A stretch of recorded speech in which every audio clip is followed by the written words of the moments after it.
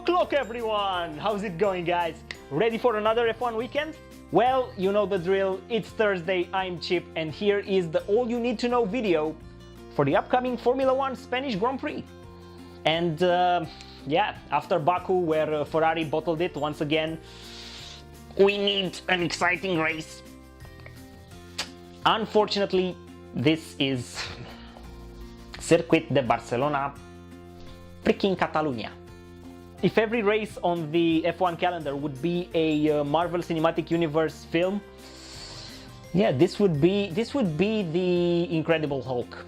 Anyway, yes, the current layout of the circuit near Montmello has hosted Formula 1 ever since 2007. 2 long straights, 16 corners, 66 laps round the 4.6 kilometers layout. That's what drivers will have to tackle this Sunday. On paper, it really looks like the perfect combination of slow, medium and fast sections, but on asphalt, yeah, racing is quite poor most of the times here. And I really don't know why. I mean, sure, from 2007 to 2016, there were 10 different winners in Barcelona. However, as on-track battles go, apart from a few moments here and there, Hamilton's and especially Vettel's spirited drive in 2017 come to mind.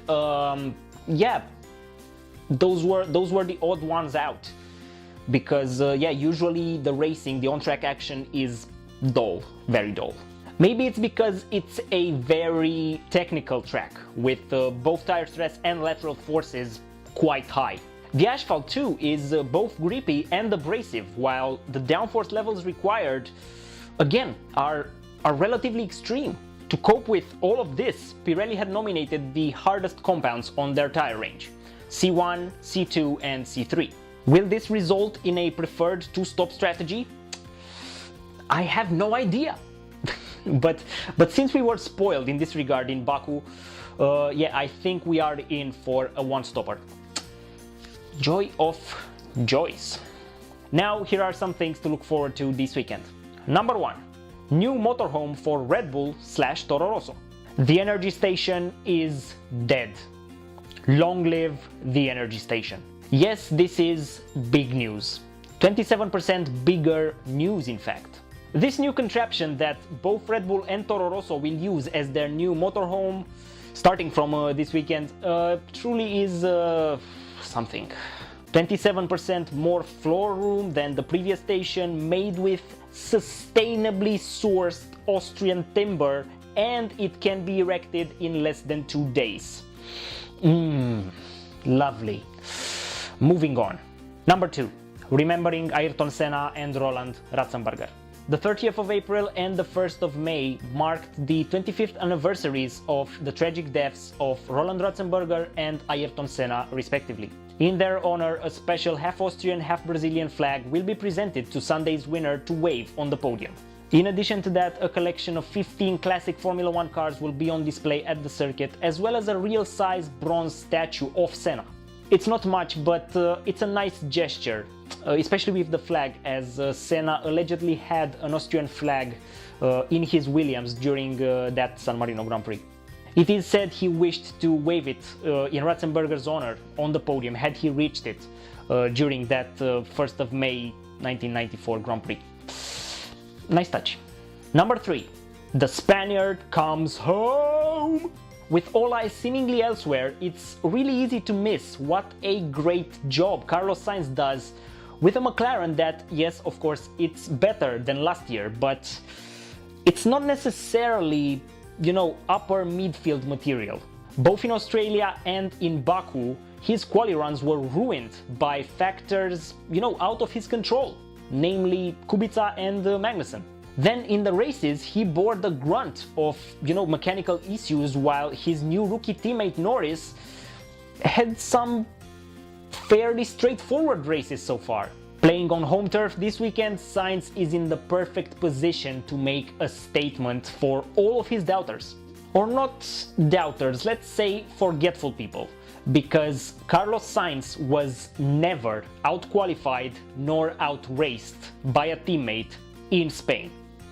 No, not even by Max Verstappen. Number 4.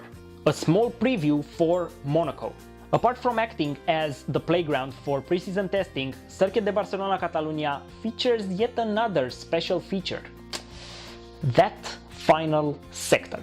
With all its slow corners there, it acts as the perfect teaser for the tight and twisty corners of Monaco. No, it won't provide close racing there, but it will give us a hint, more than a hint, as to what car can go through there the fastest. And if you are quick through there, you will go reasonably fast at Monaco in quali. And it being Monaco, a great performance in quali almost guarantees a great result in the Principality on race day.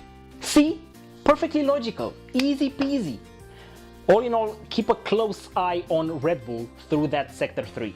And finally, number 5, upgrades. Yeah, you knew this one was coming. If Baku was a bit of a knee-jerk reaction by both Ferrari and Red Bull to bring their first batch of upgrades, this first official European race of the season marks the occasion for every single team to bring in upgrades. And every single year, it's the variety of the lot that impresses the most. If some teams will bring just a new front wing and a new rear wing, other teams can go more radical. Does this mean we'll have a closer field from now on? No, not necessarily, not at the front at least.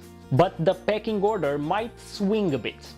Who knows, maybe Ferrari can get to the bottom of their tire issues. Maybe Red Bull will come up with a new ingenious concept that will propel it towards the front of the field. Maybe Williams will bring in a B-spec car that will prove to be a match for Mercedes. Nobody knows. That's the most fascinating fact.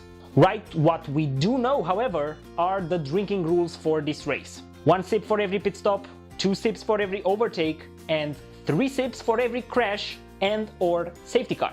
Which leaves us with the small matter of the predictions. Starting from pole position, Charles Leclerc. I don't want to jinx it that the Ferrari upgrades will work, but I do really want to see the Monegasque driver go like the clappers this weekend. Fastest lap, Lewis Hamilton, because I'm convinced that 1 point difference that Bottas has over him in the standings stings like hell. P10 to P5 at the end of the race. Norris, Sainz, Ricciardo, Raikkonen, Gasly and Verstappen. P4 Valtteri Bottas, P3 Lewis Hamilton, P2 Sebastian Vettel, and the winner from pole position and with all of his cylinders working this time, Charles Leclerc. If Mercedes gets another one too though. Anyway, there you have it, my predictions for the 2019 Spanish Grand Prix. Do you agree? Do you disagree? Please let me know in the comment section. If you have any other F1 related question, please fire away. I'll be more than happy to try and answer it for you. Hit that like button if you think I've earned it. If you haven't done so already, maybe the subscribe button as well. And please make sure to share this video with a racing fan. Thanks so much for watching. I've been Chip. You can find me on Twitter at chip_DGS and on facebook.com/digitalgrandstand. Let's go Barca! Oh no, that's inappropriate now, is it? Anyway, cheers. I'm Chip and here is the 12 o'clock video. Fuck's sake. Technical track with especially the flags since Senna Now here are some five new motorhome for Red Bull / Toro Rosso. 27% bigger rules. The rules?